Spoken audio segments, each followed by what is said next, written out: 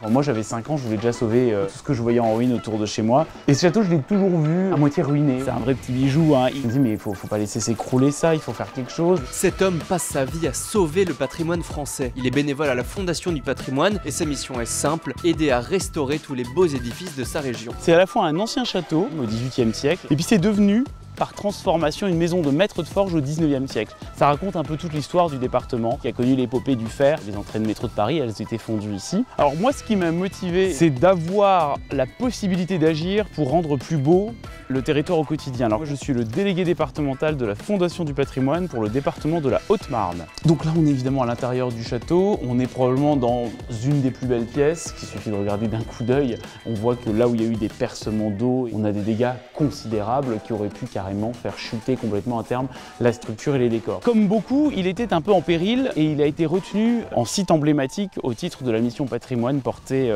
par le Loto du patrimoine. Donc voilà, aujourd'hui tout le danger est écarté, l'intégralité de la charpente a déjà été restaurée. C'est un véritable sauvetage, oui. Ici on est en fait dans ce petit jardin d'hiver. La restauration a commencé, donc il y a eu une purge de tout ce qui était dégradé. Quand on est délégué départemental, il y a plusieurs missions. Mailler le territoire, faire en sorte qu'on puisse être informé des projets qui existent ou de l'absence de projets mais des besoins qui existeraient pour pouvoir éventuellement démarcher. Là vous avez l'escalier où il y a quand même de la lumière.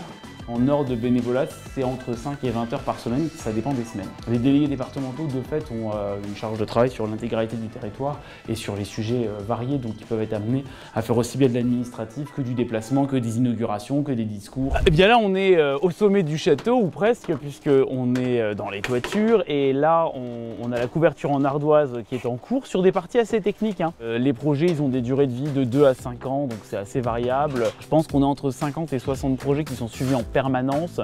L'idée de la restauration de ce type de château, c'est bien sûr non seulement une restauration à l'identique, mais le public peut déjà en profiter en fait, et le public pourra davantage en profiter une fois les travaux terminés. Il y a des bijoux dans toute la Haute-Marne, il y en a dans toute la France. On parle parfois de jusqu'à 40 000 châteaux dans ce territoire national. Il y a une densité patrimoniale en France qui est encore très importante et qui est très loin d'être surprotégée. Il faut poursuivre la protection, il faut poursuivre la restauration parce que le patrimoine, c'est de l'aménagement du territoire, c'est du développement économique, c'est du développement touristique, c'est de l'attractivité, c'est de la fierté. Alors très clairement, le but de la Fondation du patrimoine, c'est de préserver le patrimoine français.